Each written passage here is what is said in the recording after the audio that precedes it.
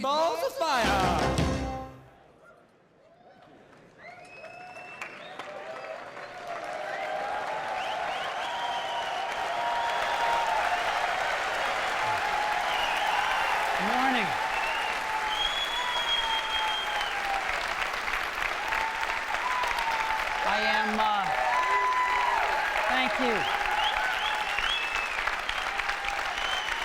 Thank you very much. I'm really glad to be here this morning. We've been working real hard on some great stuff that we can't wait to share with you. So thank you for coming to WWDC 2008. We've got a record 5,200 attendees here. We wish we could have had more, but we sold out. So I'm sorry for all those folks that didn't get a chance to be here, but we can't find a bigger venue than this. And we're going to have a great week this week. 147 sessions, 85 on the Mac, and 62 on the iPhone. So it's going to be packed. And 169 hands-on labs, over 1,000 engineers on site this week. And we've got sessions on both iFund and Intel. I think they're Friday morning. So we've got a wide variety of stuff for you this week. And I think it's going to be one of the best WWDCs ever. So let's get started. Now, as you know, there's 3 parts to Apple now. The first part, of course, is the Mac. The second part is our music businesses, the iPod and iTunes. And the third part is now the iPhone. Now, I'm going to take this morning and talk about the iPhone and things related to the iPhone.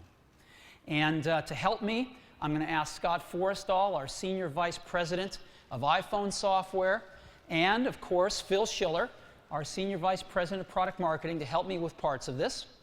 And then, after lunch, Bertrand Sarlet, our Senior Vice President of OS X Software, is going to give you a peek at the next version of OS X called Snow Leopard. So we're very excited about this.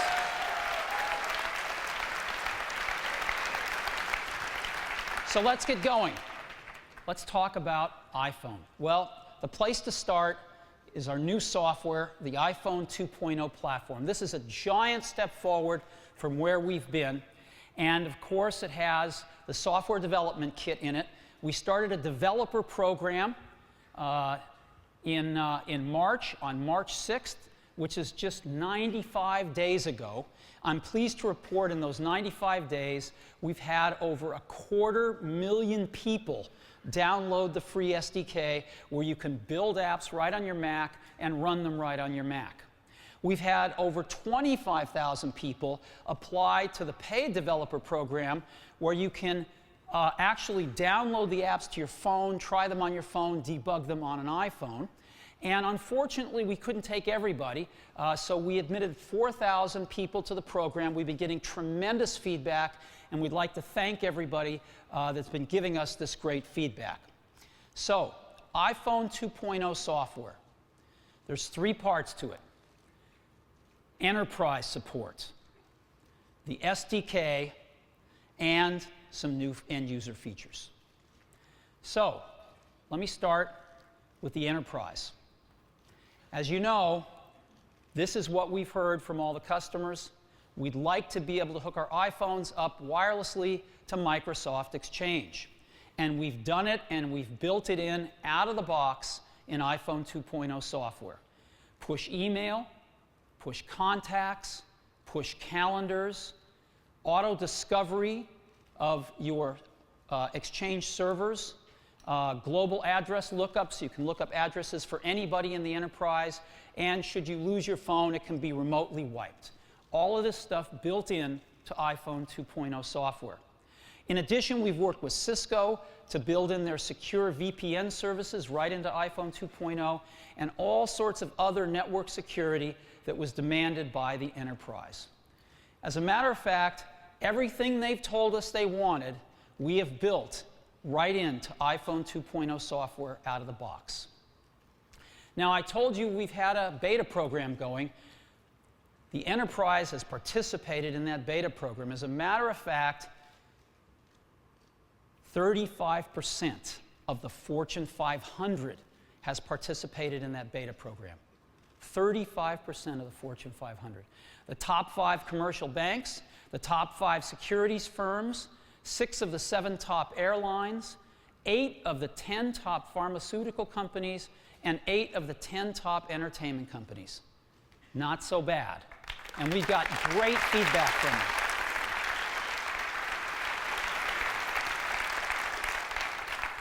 In addition to these Fortune 500 companies, we've had phenomenal participation from higher education. And we've had pretty much who's who in higher education in the beta program. Again, gotten fantastic feedback. So we made a video of some of these enterprise customers, and I'd love to show it to you now. So let's roll the video.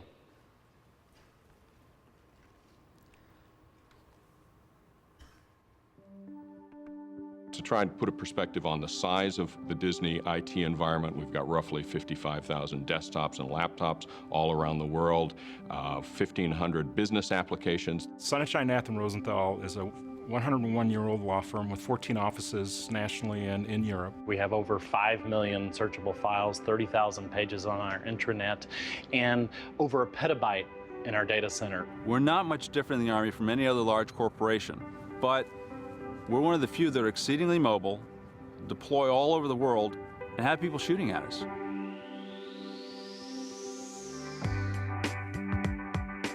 When the 2.0 beta was announced, it was amazing how many people from the firm contacted me immediately at press release and said, when can I have one? We've been testing the beta release for the last couple of months, and the software is there. We integrated it very quickly and easily into our network. We deployed 7 applications within the first week, and today we have over 2,000 employees that are on the iPhone.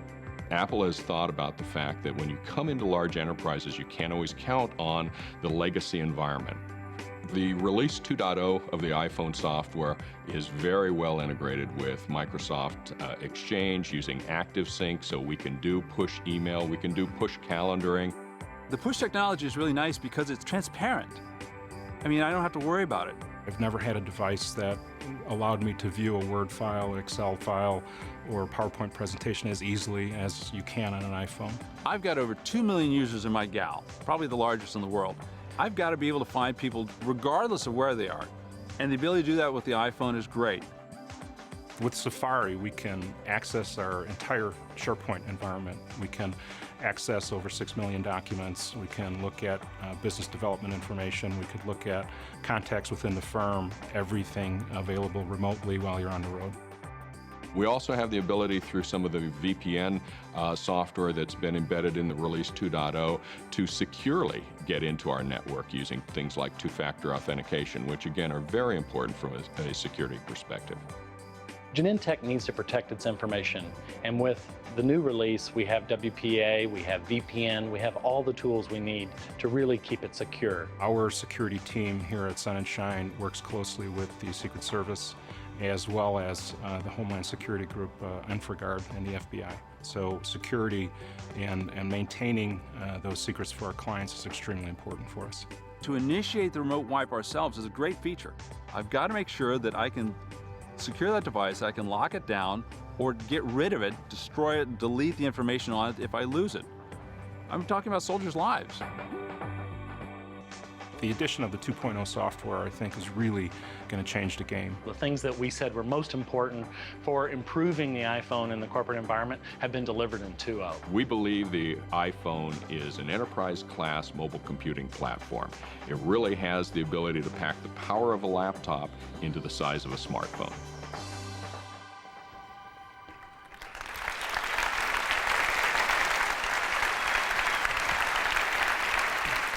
So, that gives you a sense of what we're doing in the enterprise, all this stuff built right into iPhone 2.0 software. So next up is the SDK. And to take us through where we are with the SDK and to show us some really exciting stuff, I'd like to bring up Scott Forrestal. Scott? All yours.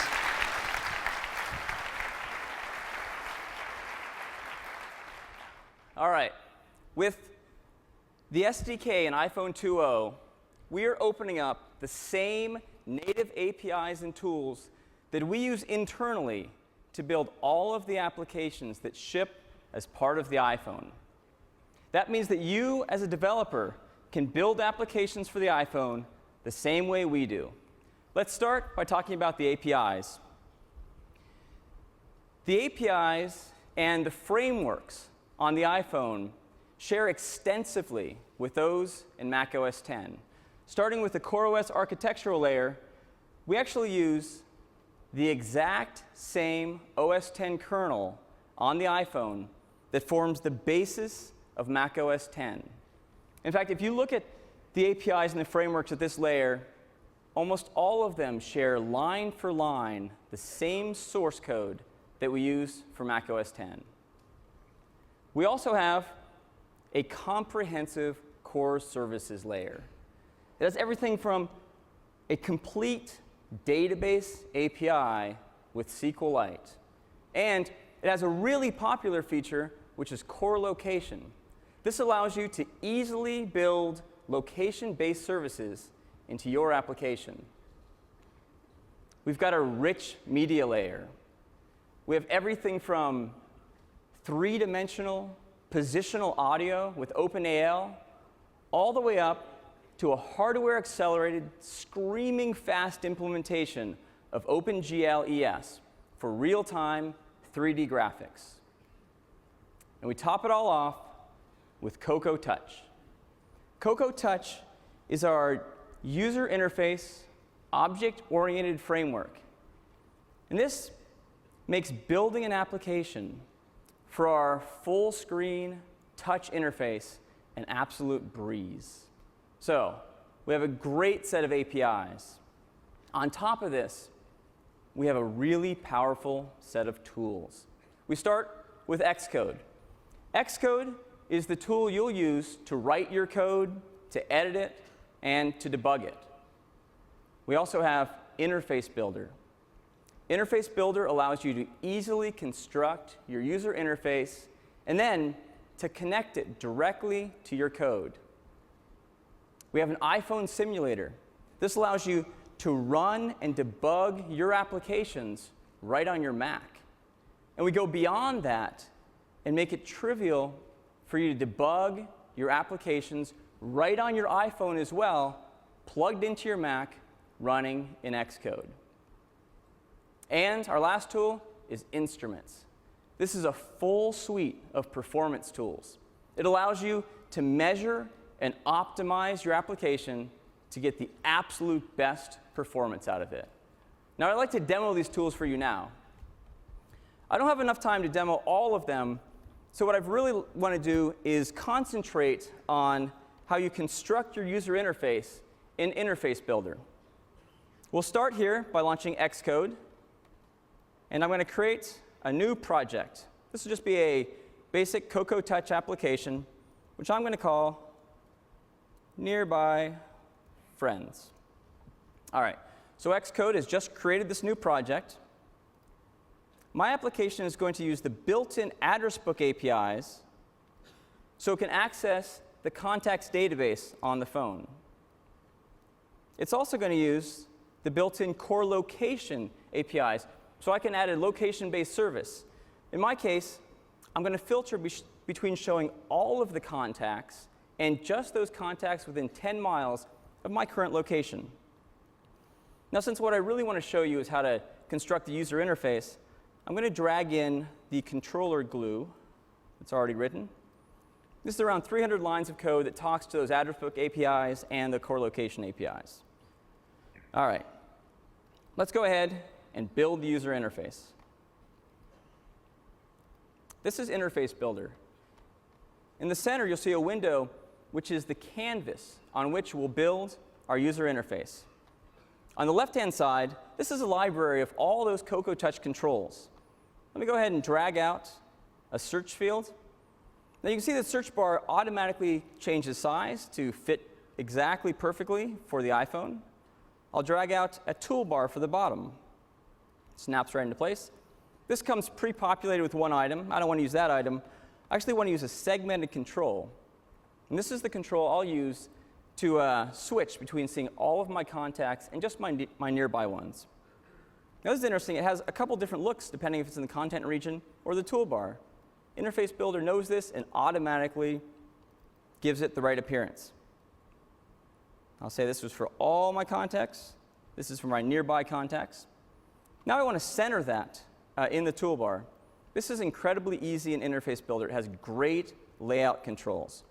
So now I've centered it. In fact, I've centered it in such a way that even if the toolbar changes size, it'll stay centered in the middle of the toolbar. Now you might ask, when would a toolbar change size on an iPhone? And the answer is, well, if you rotate from portrait to landscape, it changes size, and you notice we automatically keep that centered, and you can test all of that right from within Interface Builder. Now there's one more control I need, and that's to show all of my contacts. So I'll drag out a standard table view control, position it right in here, and we're good. So now I can actually simulate this interface. It loads it up in the iPhone simulator. You can see here's the table view, all the standard behaviors. I can click between the buttons, and if I click in the search field, it automatically brings up the keyboard. The next step is to wire this up with my code. So I'll quit the simulator, go back to Interface Builder. The great thing about Interface Builder is it knows all about the code you're writing in Xcode. So I can actually tell if this is that nearby friends controller I dragged in earlier, and now I can tell if that right there is your search bar. This here, that's your table view where you should show the contacts. And if someone taps on this control, go ahead and toggle your nearby friends. That's it, we're done. We've built the interface, we've wired it up to our code, and now with one click in Xcode, it runs the full application. These are now my real contacts. If I click in here, it brings up the keyboard, and if I type something, say, Bill, it filters right down to Bill Campbell. That's how easy it is to write an application and test it in the simulator right here on your Mac. Now let me take it one step further, which is I have an iPhone plugged into the computer here, and I want to test it on my iPhone. That involves only changing one pop-up. I'll change that to say build for the iPhone. One click, build and go. It's now compiling that same application, packaging it up. It signs it correctly from my development environment, from my development device, brings it up on here. It's launching it, connecting the debugger. So now I can use my finger to go ahead and swipe through. I could tap in the search field. Let's say I'll type Bill again. Filters down. I can clear that out. And I'm just going to tap on nearby, and using location-based services, it found my current location and filtered it to only contacts within 10 miles of my present location. And of course, using the accelerometer, I can turn this to landscape. It rotates the application, and you notice that control at the bottom stays centered. So this is how easy it is to build applications for the iPhone.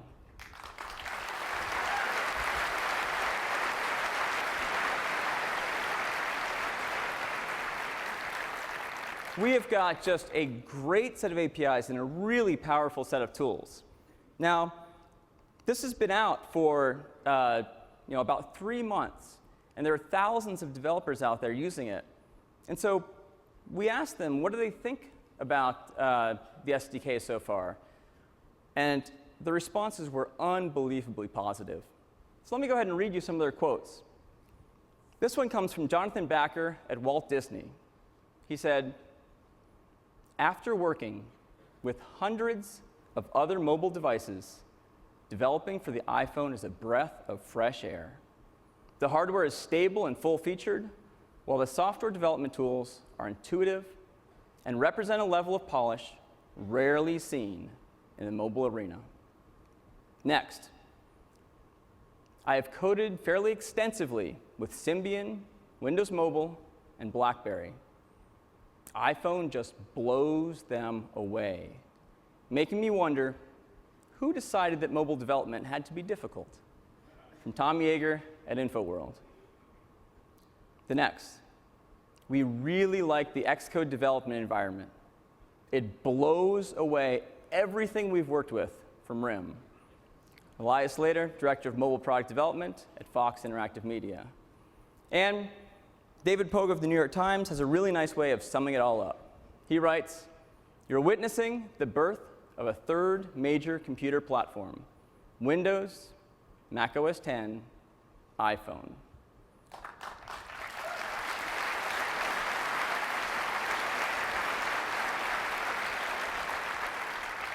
So we couldn't agree more. We think we have just a fantastic platform here for people to build incredible applications.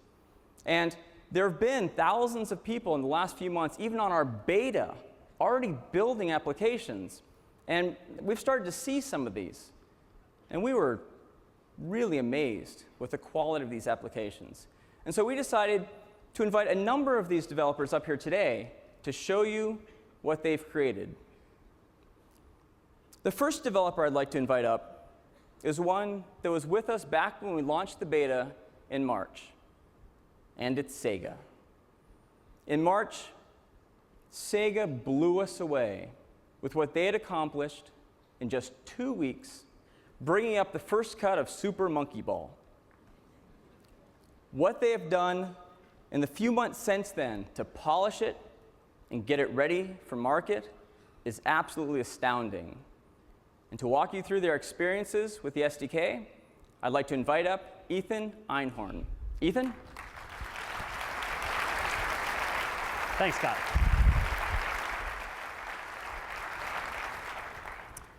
Joining us on stage today is fellow Sega producer Josh Morton to Drive. So back when we showed you Super Monkey Ball on the iPhone for the first time last March, our development team, Other Ocean, were able to create 4 stages from scratch in just 2 weeks of development time. 8 weeks after that event, they were able to give us 110 stages for the finished game, which is a tremendous amount of content for a handheld game. They were also able to give us all 4 of the classic monkeys. So we have Ai, Mimi, Baby, and Gon Gon. Today we're going to play as Baby. There are 5 distinct worlds to play in. And last time we showed you the first world, Monkey Island. This time we're showing you the last world, Space Case. And the reason I want to show you that is because it's a terrific opportunity to demonstrate just how well the tilt control can keep up with the game's most intricate challenges. As you can see, this is a pretty tricky stage that Josh is trying to get through. And to be able to do it, he has to be able to accelerate, decelerate, and turn with pinpoint precision. The iPhone's accelerometers gives him the ability to do that.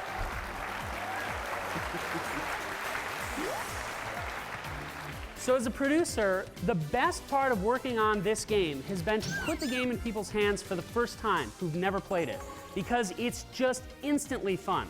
The tilt control works beautifully. It's a fantastic gaming experience.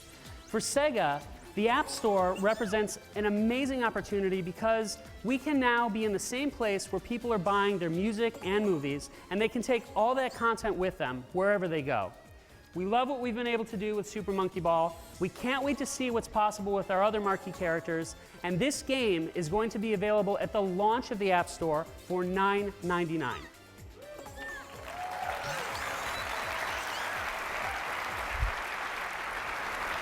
Awesome. Thanks.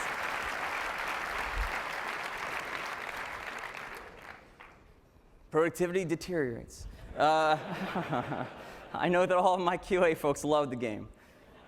Next up is eBay. eBay is the largest online marketplace in the world, with approximately 84 million active users. And to walk you through their experience building a native application for the iPhone, I'd like to invite up Ken Sun. Ken?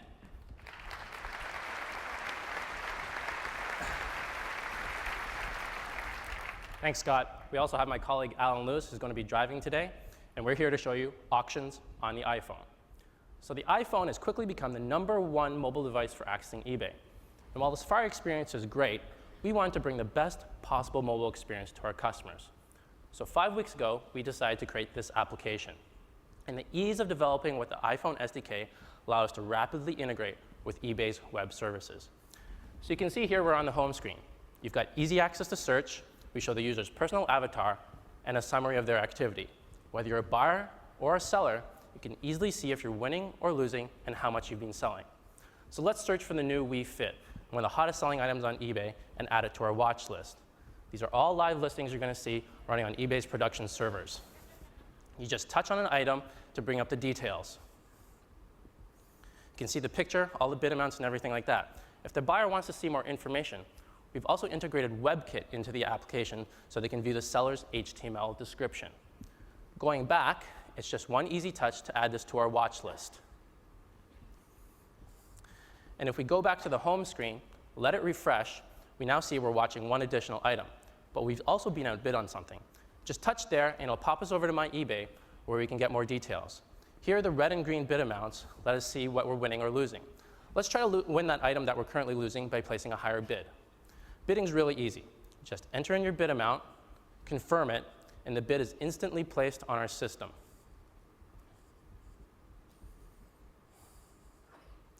The confirmation screen slides in, and hey, it looks like we're back in the lead. Finally, I'd like to take a look at one last item on my watch list. It's a $12.5 million home and golf course in Mexico. Let's take a look at the photos to see if it's really worth it. So here, the film strip viewer allows us to see all of the photos. We can scroll through them. We can zoom in and out using the standard touch controls to see more details. Looks pretty nice, but I don't think I'm going to place a bid on it. That's it for our demo. It's been a great experience developing for the iPhone. The eBay app will be available for free when the App Store launches. Thank you, and happy bidding.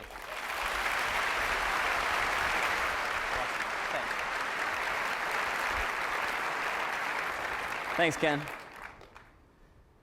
Next is Looped. When we added core location to the iPhone SDK, we couldn't wait to see what sorts of location-based applications it would enable. Well, if you take location and add to it a social network, you've got something really interesting. You've got Looped. And to talk about that, I'd like to invite up Sam Altman. Sam? Thanks, Scott. We are incredibly psyched about Looped on the iPhone. Looped is about connecting with people on the go, which is, after all, the main reason you have a phone. We show you where people are, what they're doing, and what cool places are around you. The orange pin up there is where I am right now, and the blue pins represent my friends. We make serendipity happen. It's amazing how often you're at a restaurant a couple of blocks away from a friend, or stuck in an airport with an old classmate and don't know about it. We'll show you that. This is the best version of Loop that we have ever made, and by far the best device we've ever had the opportunity to work with. We've developed for nearly every mobile platform out there. This one is the best and the most powerful. So James is navigating the map just like you'd expect, by pinching and dragging and tapping. And we can see that there are some friends down south. A friend of mine is driving across the Golden Gate Bridge. And here are some friends that are very nearby us right now. We can tap the map a few times to zoom in. And as we zoom in, we see that there's one friend very, very close. So we can tap on that dot, and it's Erin Easter. And she's only a few blocks away. And so we can see what she's been doing today. This is called her journal. Photos she's taken, text she's entered, all of this tied to places and shareable with any other service she'd like. And the thing in blue is a comment that her friend has left earlier today. So we can tap on that top entry that says back at the cutest little cafe. And we can tap on it again, and that photo will enlarge. So that does actually look pretty cool. And I don't have lunch plans today, so we'll see if she's free. So we can go back. I could call her, or I could text her. We integrate with the native iPhone APIs. But I'll leave a comment. And I'll say free for lunch. If she is free, then I can get directions to her in one click and one line of code. Another example of the power of the SDK. And this is really all an example of the power of location. Location plus a contact list and information about cool places means you never have to eat lunch alone again or at a bad place. And we think that's really cool. We really do. You can use Looped with your friends on most other carriers or devices in the US. We are the largest social mapping service in the world, and very happy to announce that Looped will be free on the iPhone and in the App Store at launch. Anyway, we think this is a new era of mobile. We're thrilled to be part of it. Thanks very much. Thanks.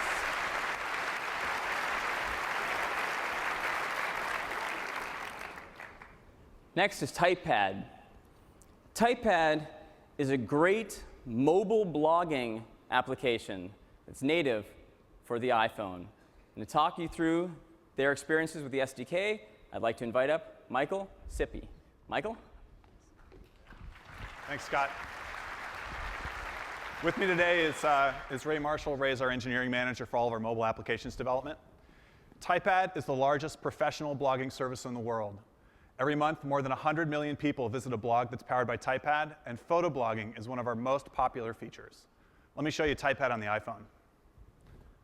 So this is the application's home screen, and from here it's incredibly easy for me to post to my blog. I can create a simple text post by tapping Create a Post, and that brings up our post editor. Or I could choose to blog the moment by taking a photo and sending it directly to my blog. This takes advantage of the camera API in the iPhone SDK. But what I want to do today is actually blog a photo that I took yesterday. A group of folks were visiting San Francisco from our Paris office, and I took them down to Fisherman's Wharf. So I'll tap on Add a Photo. This will let me browse my photo albums, and I'll go to the Trip to San Francisco album, and I'll pick that first photo there. I can move and scale it to make it fit just right for my blog, and I'll tap Choose to select it. This brings me to my post editor. Now I'll tap to change the blog that I want to post it to. My default is Michael's blog, but I want to put this in Traveling California, which is where I blog about all of my adventures in the Golden State. I'll tap to add a title, and we'll just call this Wow. I can tap to choose categories to put it in the right place in my blog's archives. We'll pick Bay Area and food and drink. And now finally, I'll tap to add some body text and some commentary for the post, and we'll just say Yum. So I tap Publish, and TypePad for iPhone instantly starts sending the post and the photo up to my blog and returns me to the application's home screen. I'll tap on the Pending Items view to watch our progress. And in the meantime, I'd actually go and create a new post if I wanted to. But there, we just got an alert to let us know that the post has been published. We'll tap on the View button. That'll launch Safari and take us right to the post that we've just created, and it's available for the world to see. And that's how easy it is to blog with TypePad on the iPhone. We're really excited about the iPhone SDK. Made it incredibly easy for us to develop this mobile application. And we're also excited to announce that the app will be available for free at the launch of the iPhone App Store, which we believe will be the best way for users to get applications on their mobile device. Thanks very much for having us. Thanks, Scott.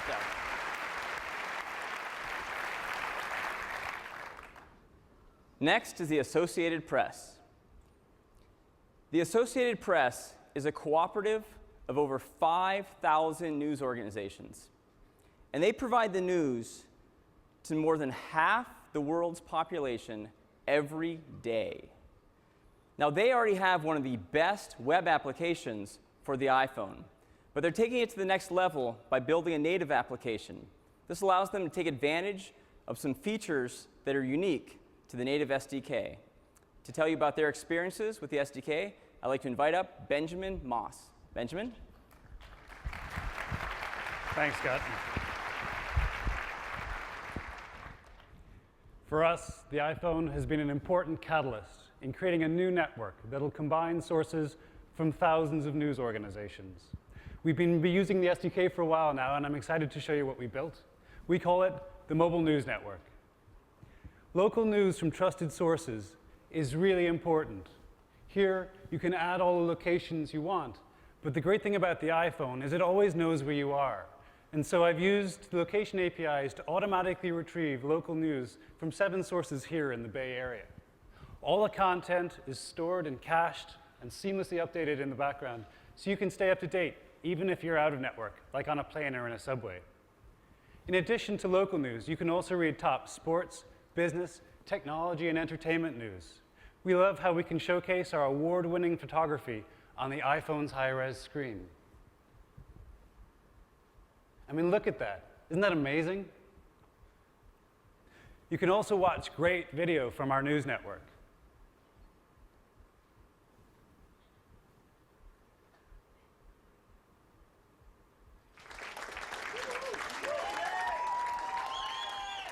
I'm very Not only can you be the first to share stories with your friends by text and email, but we encourage you to get involved in reporting the news you see. So if you have a photograph or a first-hand account of a breaking news story, you can send it to us immediately from your iPhone. We've loved working for the iPhone. The SDK, since it's based on OS X, feels like a desktop development environment, which has helped us transition and get up to speed really quickly. Hands down, it's the most feature-rich mobile platform going. But what's really impressed me is how fast my team's been able to build this, all in a few weeks. So thank you, Apple, for the opportunity to be here. Look for the Mobile News Network on the App Store when it launches. It'll be a free download. And stay tuned. We're already working on more exciting ideas. Thank you. Thank you.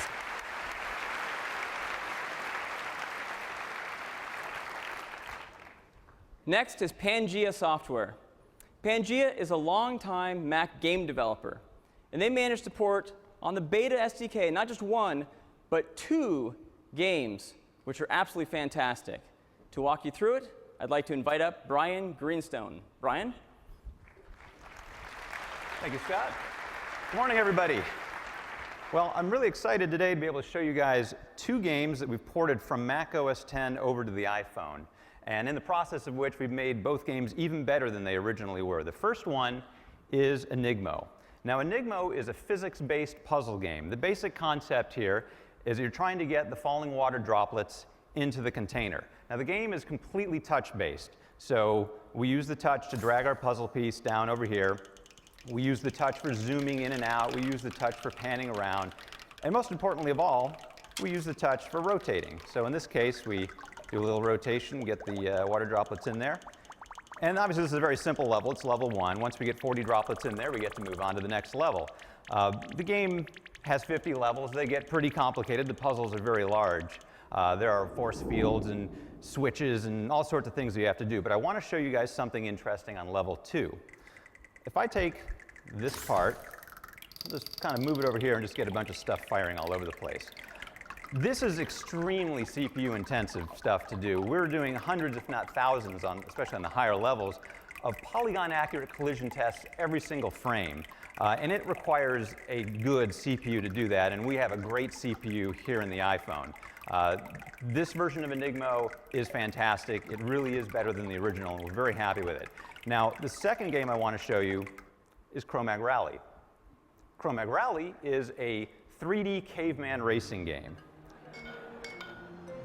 And there are 9 different tracks to choose from. All sorts of good ones here. This one's one of my favorite, but we're actually going today to do glaciers. And we also have 10 different cars to choose from. Actually, we have 11 cars if you include the submarine on the Atlantis level. The car that is good for the glacier level is this one. And we can choose our character. Now, porting the games over, both Enigmo and Cro-Mag Rally, to the iPhone was actually very easy. It only took about 3 days to get each game up and running. And by up and running, I mean they were playable. All the levels were playable. Whoa. Now, the great thing about Cro-Mag Rally, what really makes it a superb iPhone game, is the fact that the iPhone itself is the steering wheel. So if I turn the iPhone right, the car goes right. If I turn the car left, the car goes left. That's really, that just makes this game what it is. And every time someone plays this for the first time, they just start laughing because it's a whole new kind of driving experience to play a game where the device is the controller. The SDK to do all this was fantastic. It, like I say, it took no time to do, and that's really thanks to the APIs, the documentation, and especially the tools. Even adding in the accelerometer-based steering took about 5 to 10 minutes. It was really, really simple to do, absolute no-brainer. So we're really excited to be able to say that we're going to have Enigmo and Cro-Mag Rally up on the App Store at launch for $9.99 each. Thank you very much.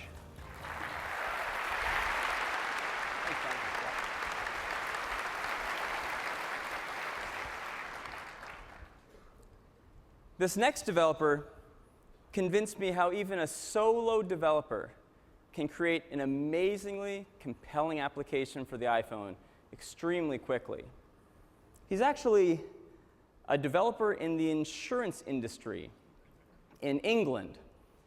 And the application you're about to see isn't anything you'd expect from someone in the insurance industry.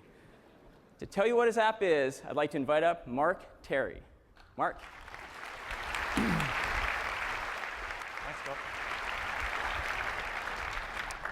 Hi there. I've only been developing on the iPhone in my spare time, but the SDK is so easy to use, I've been able to come up with something pretty cool which I'd like to share with you today. The app's called Band, and it's a collection of virtual instruments that enables anyone, regardless of musical ability, to go beyond just listening to music on their iPhone to actually creating music themselves from scratch. So let's take a look at some of the instruments that Band has to offer. And first of all, we have a 2-octave piano.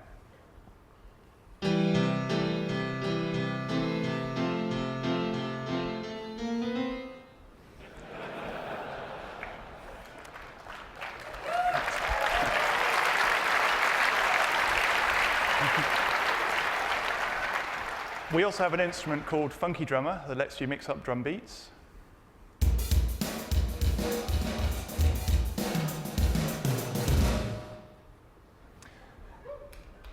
The 12-bar blues instrument contains all the elements you need to play the blues in one simple interface.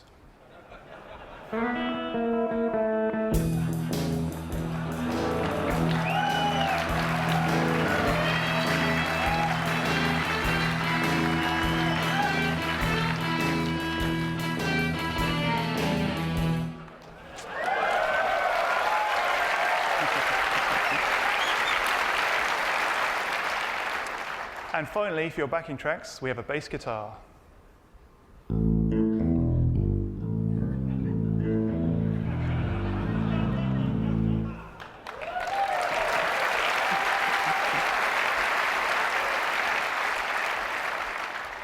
We've only had time to show you a fraction of what Band can do today. All these instruments and more can be recorded, overdubbed, and mixed together into a song. Or of course, you could always just get together with your friends for a jam, and maybe one day start your own band. Look out for Band in the App Store in a few weeks' time. Thank you. Great job.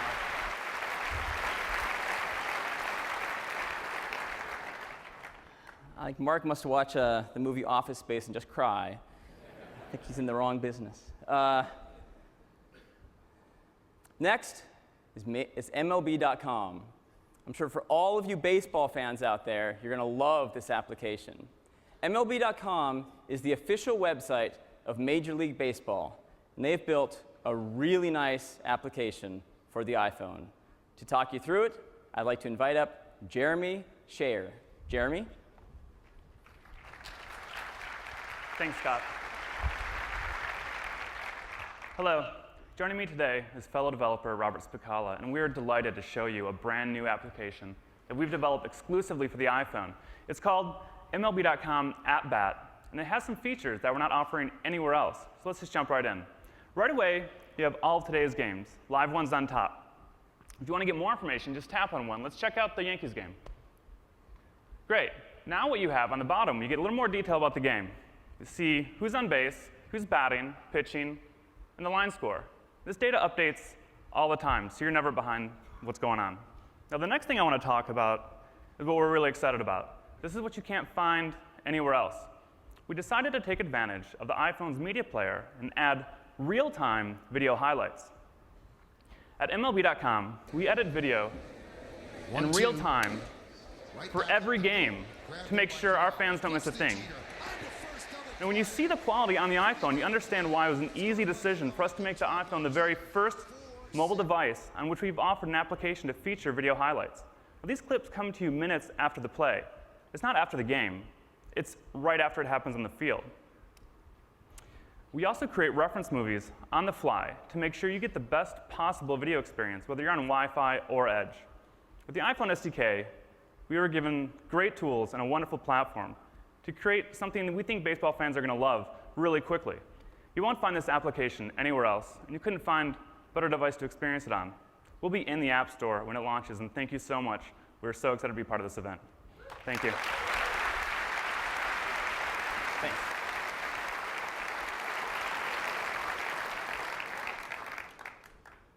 Next, modality. You know, the medical community has really been flocking to the iPhone.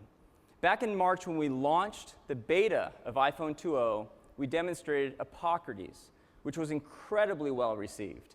In fact, after that, Epocrates went and surveyed its key physicians and found that of those planning on buying a phone in the next 12 months, fully a third plan to buy an iPhone, making it their #1 choice. Well, today we have 2 more medical apps to show. The first, from Modality, is about creating more physicians. And to talk you through that, I'd like to invite up Dr. S. Mark Williams. Dr. Williams? Thanks, Scott. Thank you. Our lead developer, James Crouch from the app, and I are thrilled to be here today to share with you one of our learning applications. So medical students typically rely on bulky paper flashcards and atlases to learn the complex names and locations of the structures of the human body. But this is about to change.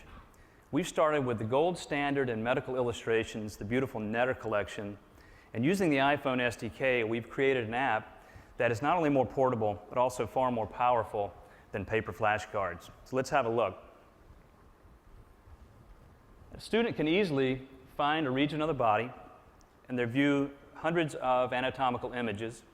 Once they select one of those images, then they can easily zoom and pan across these beautiful and highly detailed images. Imagine doing this on any other mobile device. Simply select...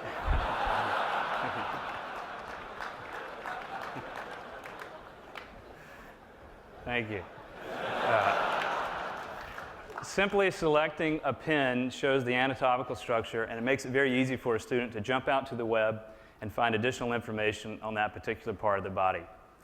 The app has a simple quiz mode that prompts the user to find a structure within an image and provides feedback about whether they're right or whether they're wrong. And we really believe that applications like this will provide unique and new opportunities for effective learning outside of the classroom. And I witnessed this firsthand in my teaching of brain anatomy when a student, after using a prototype of this application, said, "Dr. Williams, I learned 5 new brain terms this morning while I was waiting in line for my latte." So the iPhone SDK has enabled Modality to provide learners instant access to the content that they trust on the device that they really want to carry. And it's been so easy to use, and coupled with our business and development model, we've been able to produce numerous applications very quickly. Not only medical applications that we're talking about here today, but we're also bringing some of the biggest brands in K-12 education and consumer reference content. And we're excited to announce that within weeks of the App Store launching, we'll have a dozen applications available and many more by the end of the year. Thank you very much. Thanks.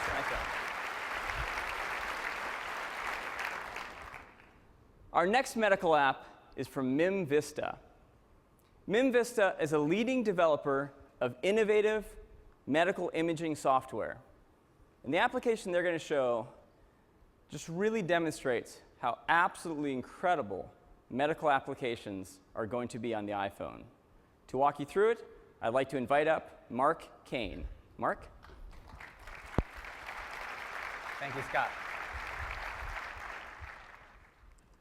Medical imaging involves a lot of data and a lot of interaction. And interface is key to making it all possible. Before the iPhone, developing a mobile solution would have been virtually impossible, and the results kludgy. As we know from our existing customer base of radiologists and radiation oncologists, it's easy to be caught without access to a workstation, whether across the hospital, at the gas station, or at the golf course. Right now, we're moving through the slices of a fusion study with a one-finger slide, where we have a CT scan showing anatomic data and a PET scan showing metabolic activity. The two-finger slide changes the blending. Think of how a weather map works, where you have geographic data overlaid with temperature.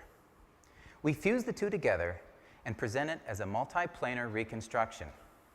Tap View to change the viewing plane so that you can see the data from the bottom, from the side, and from the front. Early on, we recognized the potential of the iPhone, and we set out to see if this was even possible. After 1 week, we had a prototype, a product definition, and the excitement propelled us through 3 more weeks in which Jeremy Brockway here said the SDK let his ideas just fall out without hindrance. Let's zoom in. We can use the pinch, the double tap, and then pan with one finger. Notice the scroll indicator along the right. This area is dedicated to scrolling through slices so that you can do that at any time. The swipe is the quick way to transition between volumes. And when you're viewing a single volume, The two-finger slide changes the contrast, or window and level, an important tool for visualizing such a wide range of data. Let's look at the measurement tool. Touch and drag to position the start of a measurement line, and do the same to complete the line. And that line will remain on that slice until removed, which you can do with a shake.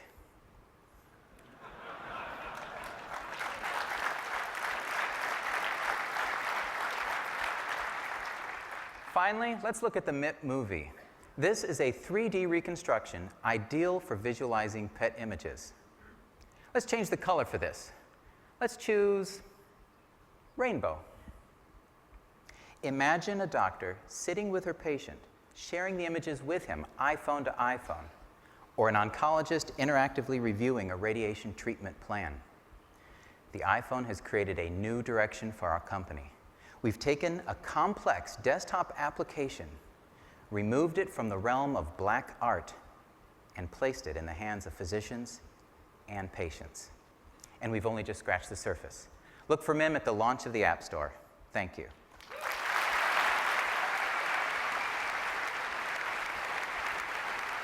Great, Stephanie. And our last application this morning comes from Digital Legends Entertainment. Now, we only learned about this last developer last week. They're based in Barcelona, Spain, and they only started on the SDK 2 weeks ago. But what they've been able to accomplish in 2 weeks building this game makes you forget you're watching it on a mobile device and think you're watching it on a game console.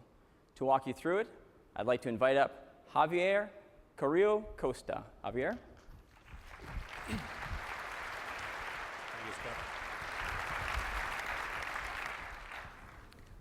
We are an award-winning mobile game developer. We're new to this platform. We're very excited to develop for the iPhone, as we believe it is a very capable gaming device. It has intuitive SDKs and tools that allows very straightforward development. We're happy to present Crawl, a fantasy action-adventure game.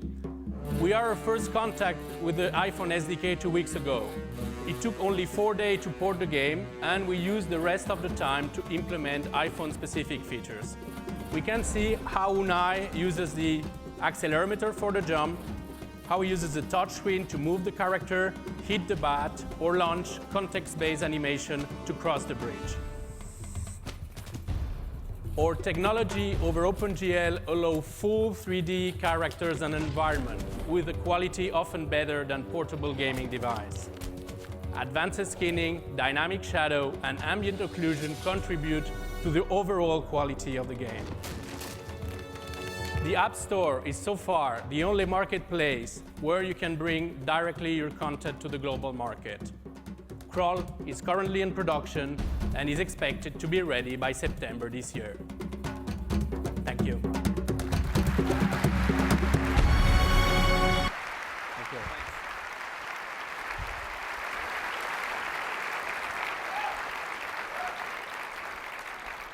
So let me remind you, that was all running on an iPhone.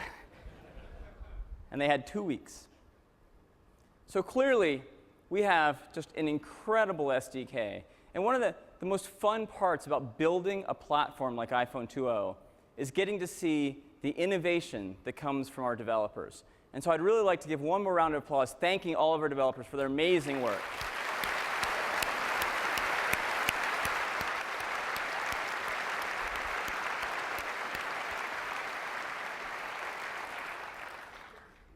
So the developers really have been loving the SDK.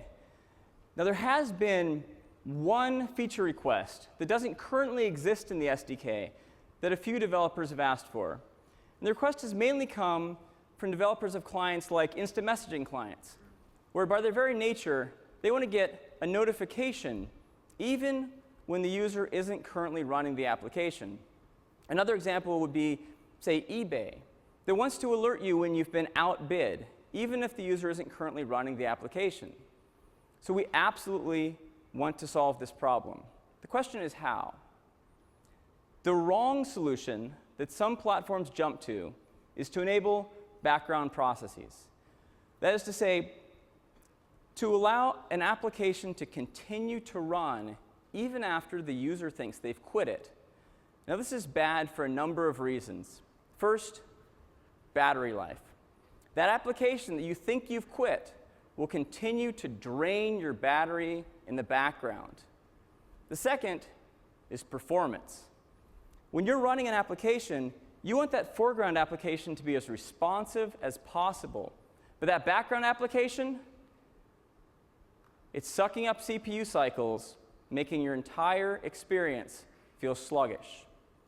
Now, other platforms have recognized this is an issue. And at least one platform has come up with this solution.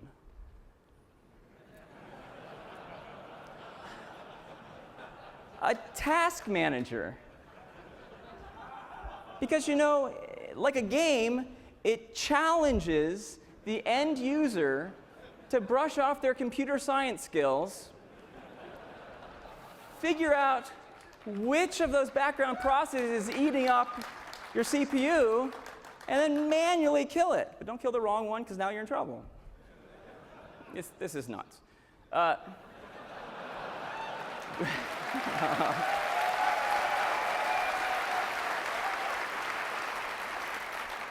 We have come up with a far better solution, and that is we are going to provide a push notification service to all developers. Here's how it works.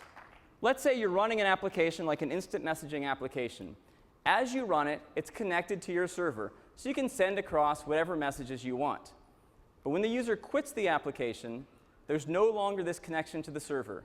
That is where the push notification service comes in.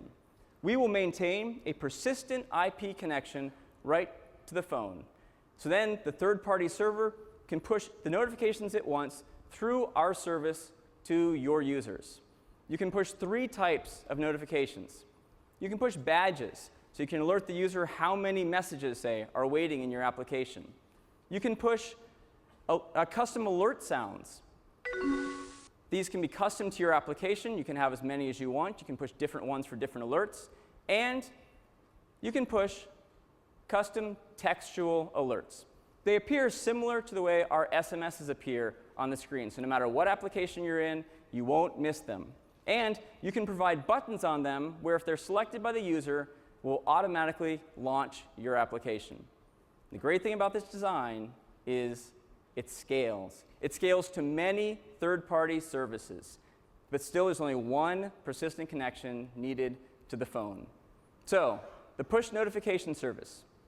It is a unified push notification service for all developers. It preserves battery life. There aren't background processes draining your battery. It maintains performance. There aren't background processes chewing up your CPU cycles.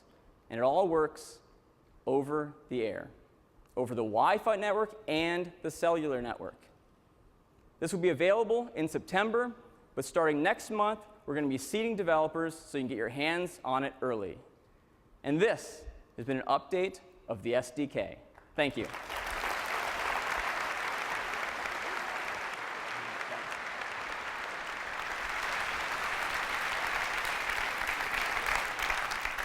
Isn't that fantastic? This is going to be great. So, in addition to the enterprise support in the SDK, we have a few new features in the iPhone 2.0 software that I'd like to highlight for you as well. The first one is contact search. So in contacts, you can now just tap on search right at the top, type in a few characters, and instantly find who you're looking for. Contact search.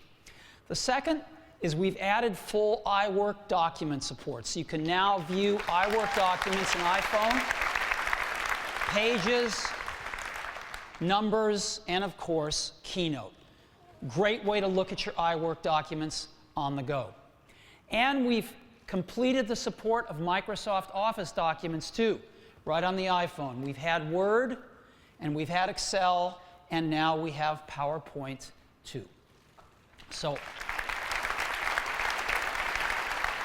it's super easy to download these documents as attachments and look at them right on your iPhone. We've also added bulk delete and move. So you can now pick a bunch of messages to delete them all at once or move them all to a folder at once. It's rather handy. And the ability to save images you might get in an email right to your photo library. Just tap on them and save them to your library. The calculator, we got some requests for a scientific calculator. So you just turn the calculator into landscape mode and it turns into a scientific calculator.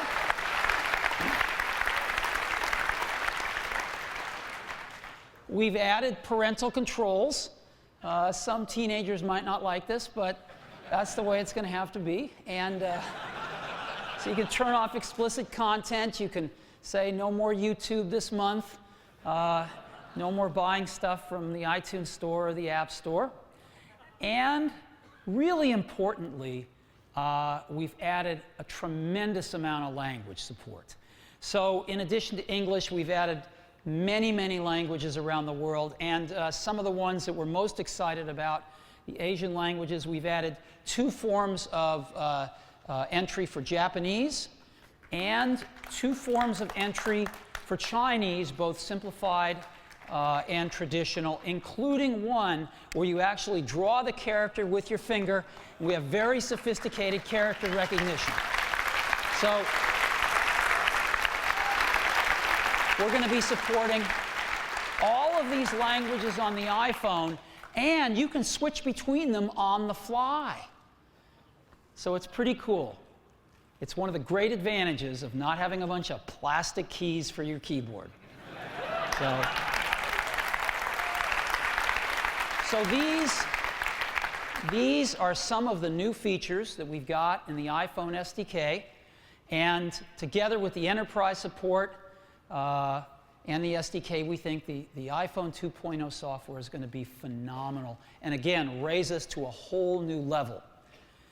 iPhone 2.0 software, we're going to release it in early July. It is going to be a free software update for all iPhone owners. And we've gotten the price down to $9.95 for iPod Touch owners. So we're very, very excited about this. Now, one of the other aspects I'd like to talk about, which is intimately linked to this, of course, is we're going to have all these great apps, and how do we distribute them? We unveiled the App Store in March. It's phenomenal. It's going to be on every iPhone. It's a way for developers to reach every single user. And users can pick their apps and wirelessly download them right onto their phone. Automatically install them. It works seamlessly. And for those apps that you've bought, when there's an update, it will automatically tell you when there's an update, and you can download the update wirelessly as well. For developers, they set the price of their apps. They keep 70% of the revenues. We don't charge them any fees for credit cards or hosting or anything else. We fair play their apps so that they're secure, and if they want to give them away for free, there's no charge to them whatsoever. So we think the App Store is going to be phenomenal for developers. Now, we've enlarged the scope of the App Store from the 22 countries it was going to be in. It's now going to be in 62 countries, where you're going to be able to access the App Store right on your iPhone. So almost anywhere in the world where there's an iPhone, you're going to be able to reach customers right on their phones. If your app is 10 megabytes or less, the user can download it over the cellular network, Wi-Fi, or iTunes. If your app is over 10 megabytes, they can download it on Wi-Fi or iTunes. So that's the App Store.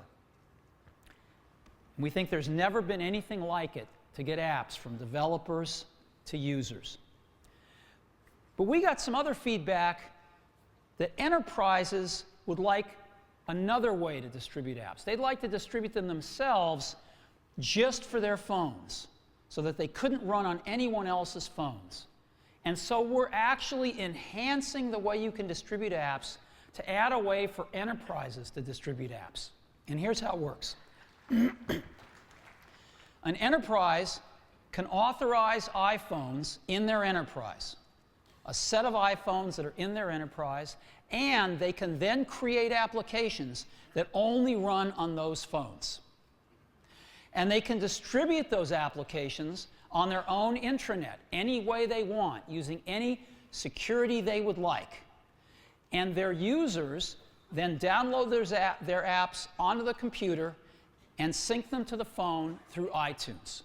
So we think we've got a great way for enterprises to deliver their custom apps just to their employees, just for running securely on their phones.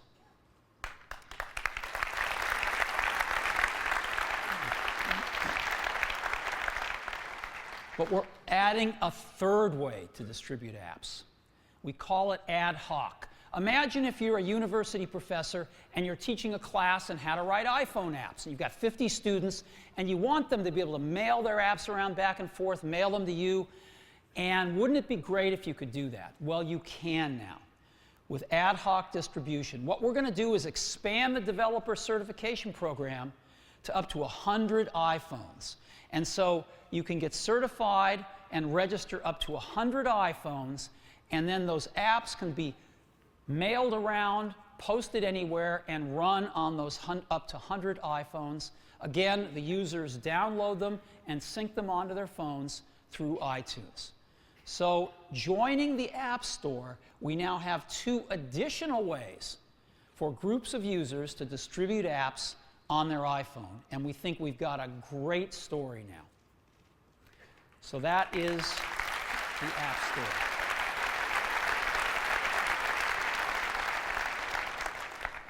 Now, we've got something entirely new, and we're very, very excited about this. It's called MobileMe, and I'm going to ask Phil Schiller to come on up and tell us all about it and give us a demo. Phil? Hi, Steve. Well, good morning, everyone. I'm really excited to be the first to tell you about this brand new service from Apple called MobileMe. So what is MobileMe? And a simple idea, it's like having Exchange for the rest of us. Not all of us work in large enterprises. Not all of us have Exchange servers, but boy, would we like to have those capabilities. Well, now you can. With MobileMe, we can all get push email, contacts, and calendars right to our devices. So everything is up to date wherever you are. So how does it work? Well, MobileMe stores your information up in the cloud, so you can get to it from anywhere using any of your devices. If you're using a Mac, happen to use a PC, and most importantly, use one of our great new devices like an iPhone, it will push the information up and down on the fly to keep everything up to date all the time. So here's a simple example. I'm traveling around, an email gets sent to me in my MobileMe account. It immediately gets pushed to all my devices. My phone, my computers all have the latest email. Or maybe I'm traveling around and I change an address book contact on my phone. It gets pushed up to MobileMe and out to all my products as well. Maybe I'm working on a computer and I move a meeting around. The meeting gets pushed up to MobileMe and down to all my devices. So wherever I am, everything's up to date. And the best part of this, it works over the air, wirelessly. Everything is kept up to date. So I'm out and about, I get an email message, I tap on my messages, push email working on my iPhone, straight from MobileMe. And it works built in with my contacts application on the iPhone. So if something changes, it gets pushed right into my iPhone and I see it immediately. It works directly with the calendar built into my iPhone. So calendar or meeting changes, I get it pushed right over the air to my iPhone. So it is perfect for my iPhone. And of course, it works with the native applications I have on my Mac or PC. On the Mac, MobileMe works directly with the Mail application, it works with iCal, it works with Address Book, so they all integrate with MobileMe. We've also made it work for PC users. So if they're using Outlook to keep all their contacts and mail and calendars, it works and integrates with MobileMe as well. You would expect that, of course. You'd expect that MobileMe would work with these native applications. What I think is really going to surprise people is we've built a suite of incredible Web 2.0 based applications using the latest AJAX technologies, and they're just amazing, giving a desktop-like experience on the web. So how does that work? Well, it's very simple. Go to any computer, any PC or Mac, open a browser, and just type this new address, me.com. Simple, easy to remember, me.com. And you get to this brand new website full of these incredible applications. You log in, and what you're going to find is this incredible rich email experience. Not what you're used to in a web-based email product. It feels like a desktop application. Now, right up on the top here, you see the navigation tools. That's how you switch between all the different applications. Just click on them. So I'm in Mail, and I click on it, and then I'm brought into the contacts. All my contacts in the cloud, I'm getting direct access to them through this web-based application. I tap on the calendar, direct access to all of my calendar items stored up in the cloud. We've taken the gallery technology we had in Mac.com. That gallery now is built into a web-based gallery that any MobileMe user can access and use and manage right here through their browser. And this is so cool. Just like Mail and Contacts and Calendars, photos also work over the air with your iPhone. So I have this gallery where I store my favorite photos on the web. If I'm walking around with my iPhone and I take a great picture, and I want to share it with all my family and friends, right from the iPhone with the 2.0 software, I can send that photo up to MobileMe. And it gets put right into my albums so that now I and my family and friends can all see it over this great web interface. And I've never gone back to a computer. I'm all doing it directly from the phone. And we've taken the IDIS technology that's been really popular and built that now in with a complete web interface so anybody can store their favorite documents and important content up on the web and access it and share it with everyone right through a web interface.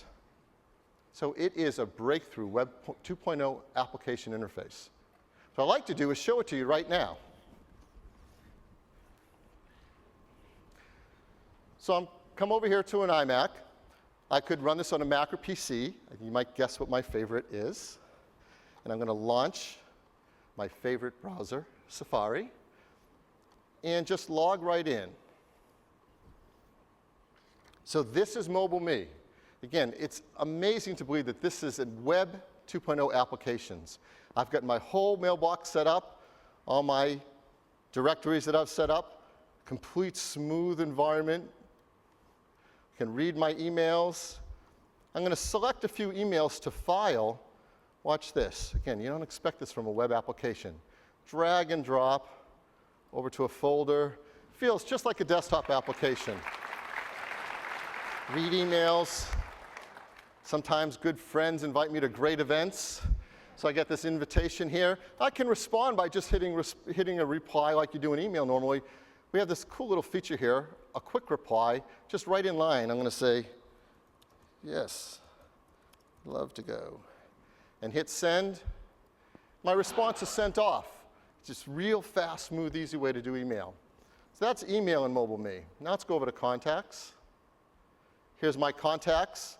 I can scroll through them. It knows all about the different lists I've set up inside contacts. If I want to search, this is great again, what you'd expect from a desktop application. I'm going to start typing in some letters, L-A-R-S.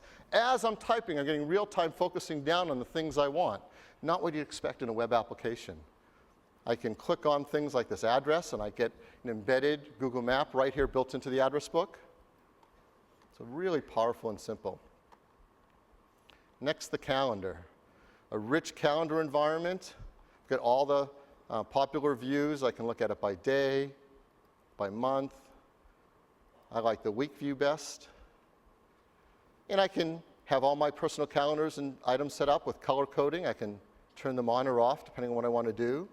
What does it take to move meetings around on this web interface? Well, just like you would expect. I grab a meeting. I'm going to move this one to tomorrow and get it out of the way. Clear up my afternoon.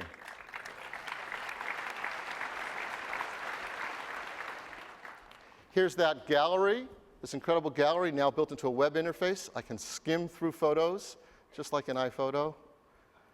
I can click to go inside an album. Look how smooth this is. I'm going to change the sizes of the photos I want to look at on the web. want to move things around and reorganize my library, just drag and drop. Here's a photo that should be rotated. Just click and rotate it. And when I want to share this with my friends and family, here's the link right here. I can set it up, password protected or not. And here's iDisk. iDisk now has a complete online interface. This is really great because if I have a big file and I want to send it to someone, I don't have to email. I can just right here click share, and you'll get a link to go get it whenever you want it without having to do big email files around. Now imagine I just walked up to any old computer, logged in, checked my mail, checked my calendar. I want to walk away. We've created this really nice little log off tool. It's a power on off button right here in the top right. You just know where to go. You log out. And I've logged out of MobileMe on this computer. So for the next thing, what I want to do is I want to show you a little bit of the interaction over the air between the iPhone and MobileMe. So I'm going to come over here to an iPhone. I have one conveniently set up for you to see. I'm going to wake it up. Now you can imagine I'm out and about and somebody sends me an email. The emails will get pushed immediately to your phone using push technology. I tap on that email. There's that new email. Tap on it to read it. And so I got pushed this email. It's inviting me to lunch. You know how great email works on the iPhone. If you have one, I can just tap on that link. That link will take me to Google Maps to show me where that restaurant is. I can tap on the blue button to get more information. I could call the restaurant right from here to make a reservation. I could go to their website with the Safari browser to check the menu. What I'm going to do now is save this for later on from when I need to go. So I'm going to create a new contact. So I tap Create a New Contact and save that to my contacts on my phone. So we just checked a pushed email and saved a contact on the phone. Let's go back to the computer. I'm going to log back into MobileMe. And there's that email. The email that got pushed to the phone also got pushed to everywhere I access MobileMe, and it's up here. It even has the correct state. It's already been read because I read it on the phone. More interesting, if I click on my contacts, there's that restaurant contact that I created on the phone. And the time it took me to switch between these, MobileMe already pushed the contact information that I created on the phone up to the cloud in the sky, and I get to it now in Safari, and it's all perfectly in sync wherever I need it to be. Let's do one more thing with this. So here we are, back on the calendar, up in the cloud, and I just got that invitation to lunch. So how hard is it to create a meeting? I'm just going to click and drag. I'm going to make a lunch meeting. Let's make a really long lunch meeting. No. Hang out with John. So I've just made a lunch meeting with John on my calendar up in the cloud. Let's go back to the iPhone.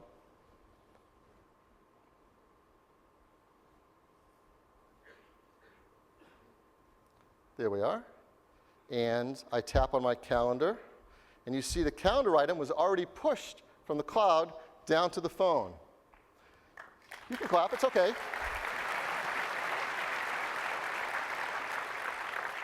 Now I'm going to leave the phone up on the screen. You see it says Lunch with John. I'm going to leave it there. I'm going to walk back here to the Mac.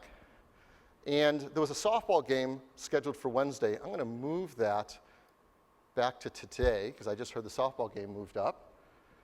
And in a second, you'll see it pass up through the cloud, down to my iPhone.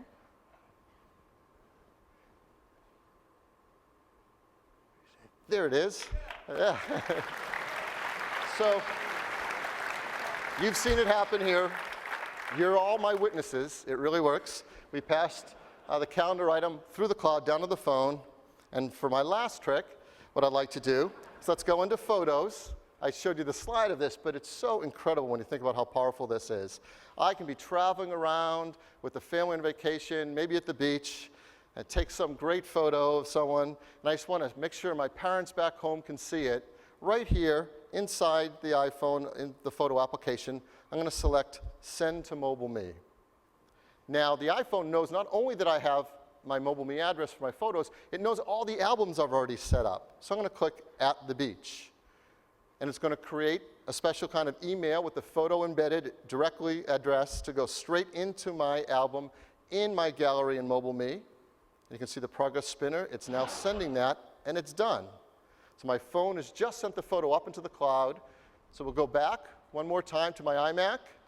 I'm going to go over to my photo gallery, I'm going to go inside my albums, and there's that photo.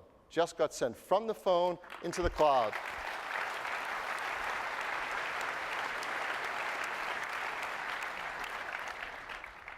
So that's MobileMe. MobileMe is an incredible new experience for all of your information. It keeps everything up to date. It's like having Exchange for the rest of us. We all can now have push, email, contacts, and calendars. It will work with whatever native applications you like to use on the Mac or a PC. And most excited for me is this incredible new web applications, unlike any applications I've ever used before in the web. And it is the perfect companion for anyone who has an iPhone or iPod Touch. MobileMe is a service available for $99 a year. That comes with 20 gigabytes of online storage for all that content. We think this is so amazing, we're going to create a free trial, a 60-day free trial for people to try it out, as they're going to love it just as we do. It'll be available along with the iPhone 2.0 software in early July. And you might be asking, well, what about .Mac? MobileMe replaces .Mac. Well, yeah, it is. It's way better. .Mac users can continue to use their .Mac service. They can continue to use the .Mac addresses, but they'll be automatically upgraded to MobileMe, can start using that service, and switch over that namespace whenever they want. So that's MobileMe. Thank you very much.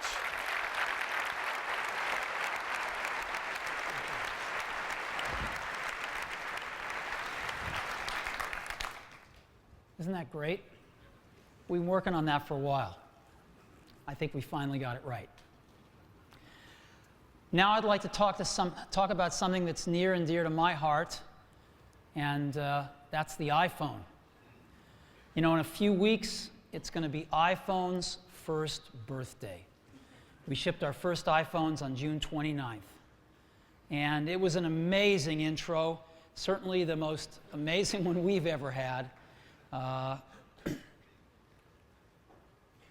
And iPhone has had tremendous critical acclaim, best invention of the year, and I think it's widely believed that this is the phone that has changed phones forever. So that's all great. That's all great, but the thing that makes us the happiest is that users love their iPhones. They love them. And, you know, 90% customer satisfaction. That's off the charts. I mean, what products today have 90% customer satisfaction? This is so wonderful. 98% are browsing. Mobile browsing's gone from nothing to 98% with the iPhone. Unbelievable. 94% are using email, 90% are using text messaging, and 80% are using 10 or more features. You can't even begin to figure out how to use 10 features on a normal phone. So this is phenomenal.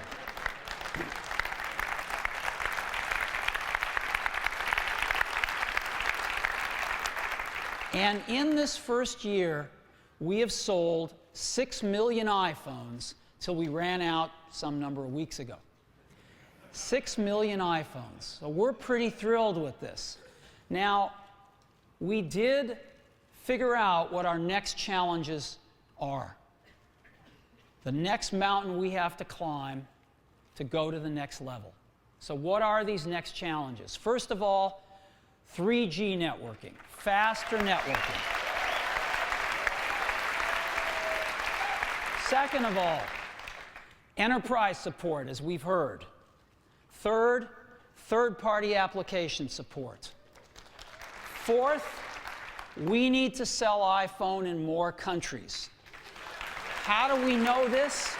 Well, we've sold iPhone in 6 countries so far, but believe me, they're in use in many more countries.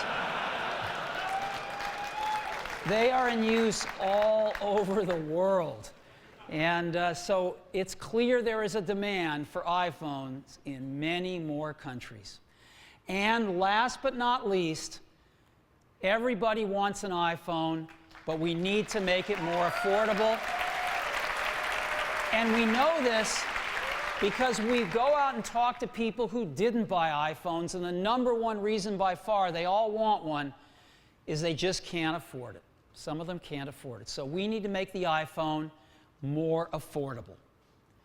So, as we arrive at iPhone's first birthday, we're going to take it to the next level.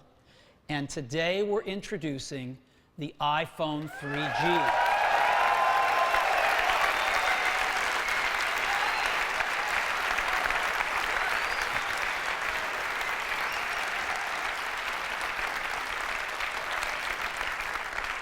We've learned so much with the first iPhone. We've taken everything we've learned and more, and we've created the iPhone 3G. And it's beautiful. This is what it looks like. It's even thinner at the edges. It's really beautiful. It's got a full plastic back. It's really nice. Solid metal buttons. The same gorgeous 3.5-inch display. Camera. Flush headphone jack, so you can use any headphones you like. Improved audio, dramatically improved audio. It's really, really great, and it feels even better in your hand, if you can believe it. It's really quite wonderful, the iPhone 3G. Now, how does the iPhone 3G tackle these things? Well, let's take a look. First of all, let's take a look at 3G. Why do you want 3G? Well, you want it for faster data downloads, right? And there's nowhere that you want faster data downloads more than the browser and downloading email attachments. So let's take a look at these first. First, the browser. We've taken an iPhone 3G and on the same phone in the same location, downloaded a website on Edge and downloaded the same website using 3G, and we've captured the videos. So let's see how we do.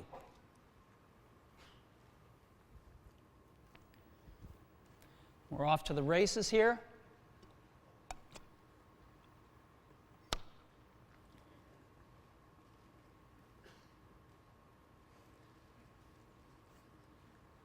It's a website with a lot of images on it, complex layout. 21 seconds on 3G.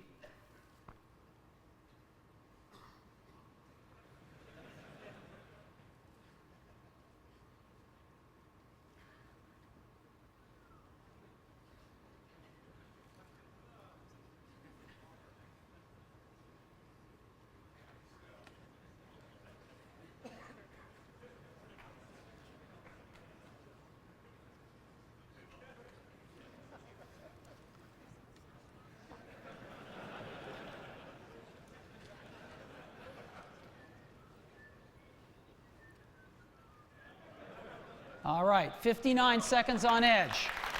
So, same phone, same location, 3G 2.8 times faster. But it's even more remarkable when you take a look at this next to Wi-Fi. You can see that the 3G speeds are actually approaching Wi-Fi. This has been my experience using the phone as well. It's amazingly zippy. This is also pretty amazing. We took two other state-of-the-art 3G phones, downloaded the same web pages, and the iPhone 3G is 36% faster than the Nokia N95 or the Treo 750. So that's pretty cool. And look at the result, by the way. Look at what you get, a full web page on the iPhone and something quite a bit less on some of these other products. 36% faster.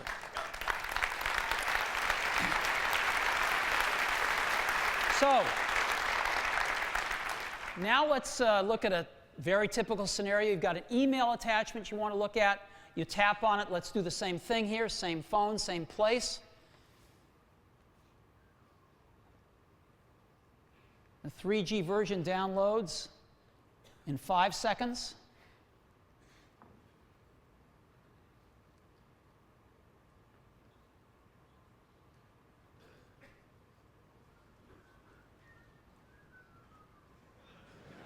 And the Edge version in 18 seconds. That is 3.6 times faster on the 3G version. So we can see a real difference now of download speeds. And again, if we compare this to Wi-Fi, you'll see that the 3G is approaching Wi-Fi speeds. So we clearly can get faster data. One of the things we're also really proud of, though, is we're doing this with great battery life.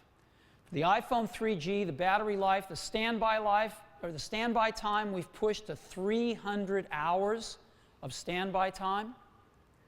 2G talk time, we've been able to move up from 8 hours to 10 hours.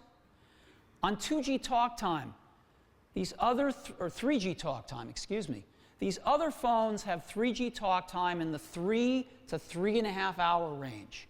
We've managed to get 5 hours of 3G talk time, which is really an industry-leading amount of time. We're very pleased with this. Browsing, 5 to 6 hours of high-speed browsing.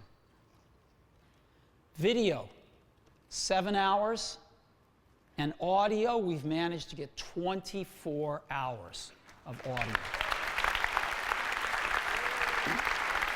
So, great performance, great battery life. Now, one other thing that benefits from fast data, of course, is GPS. And we've built that into the new iPhone 3G as well. So, as you know, location services is going to be a really big deal on the iPhone with the iPhone 2.0 software. You saw a bit of that here today. It's going to explode. And of course, we get data from cell towers, location data.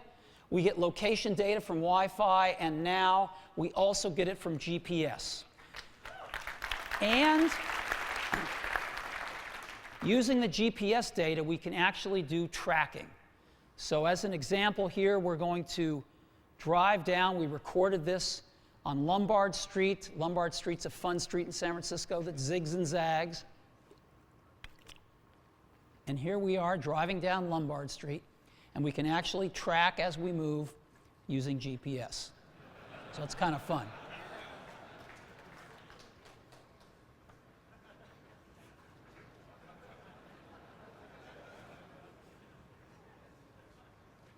You get the idea. So, built-in GPS and much, much faster data. So we think we can check off 3G and add built-in GPS to boot. Okay.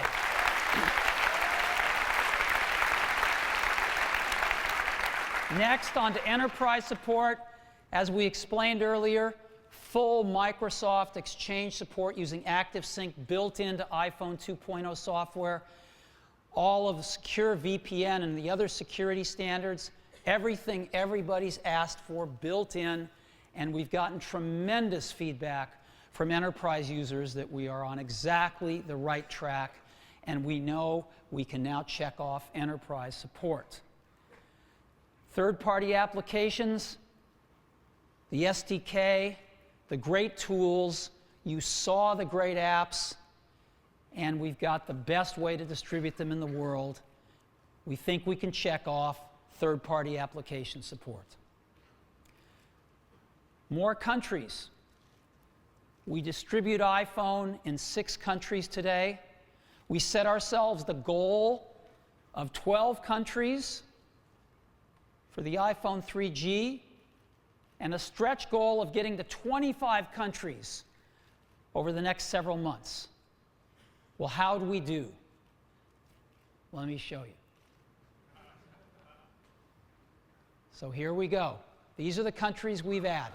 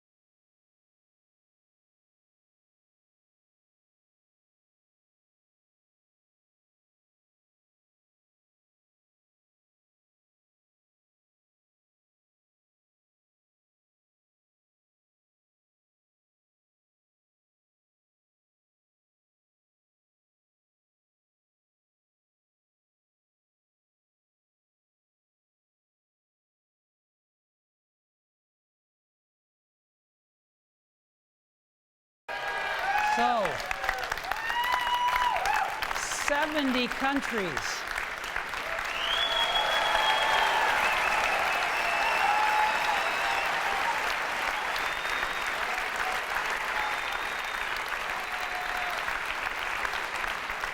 We're going to be rolling out the iPhone 3G in 70 countries over the next several months.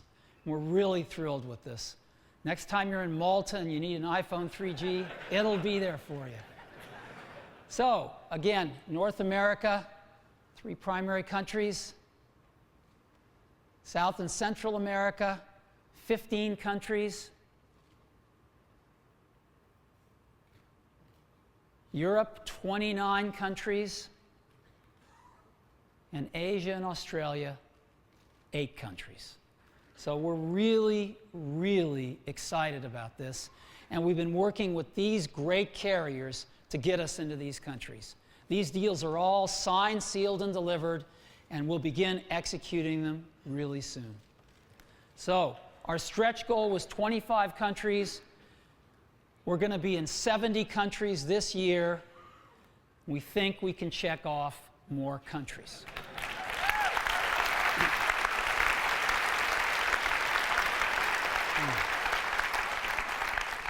Which brings us to more affordable.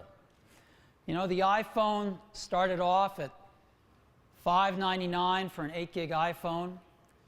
It now sells for $399 for an 8 gig iPhone. And we want to make it even more affordable. And I'm really happy to tell you that the iPhone 3G is going to sell for $199.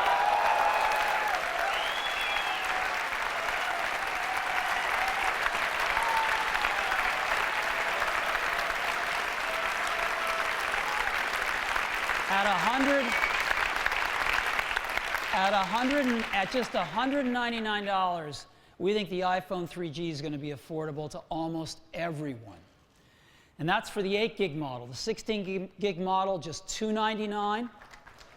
And for the 16 gig model, we also have something special. We have a white one. It's also very beautiful. Very, very nice. But of course, the big news is $399 to $199. And we think we can check off more affordable.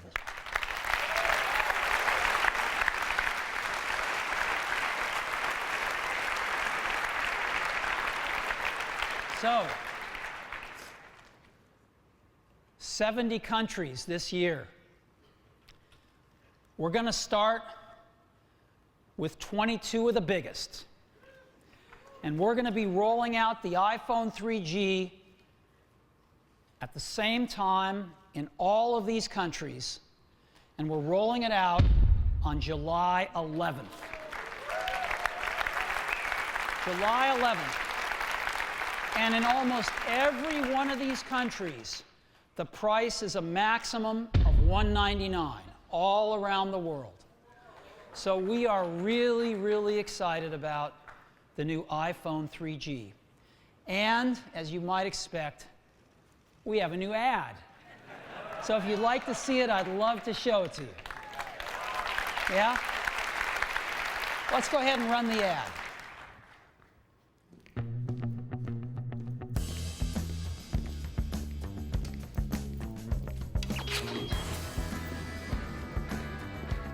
It's finally here. The first phone to beat the iPhone. It surfs the web and downloads data twice as fast, but for half the price. Introducing the new iPhone 3G.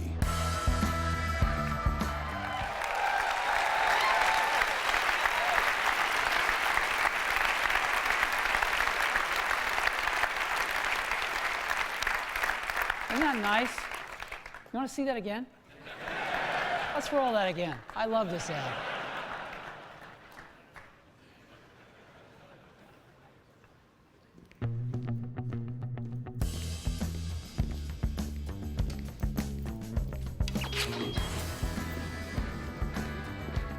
It's finally here. The first phone to beat the iPhone. It surfs the web and downloads data twice as fast for half the price. Introducing the new iPhone 3G. All right. So,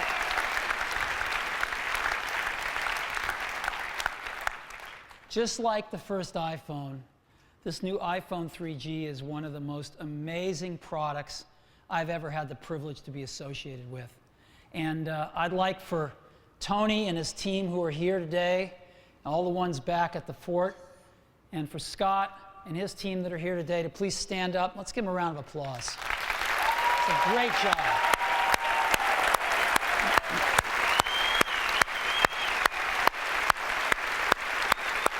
These guys right here. Woo! All these guys over here.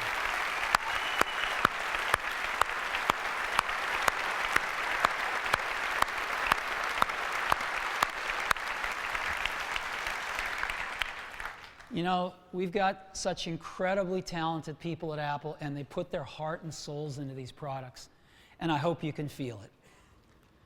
So the iPhone 3G, July 11th, 22 countries, and that's just the start.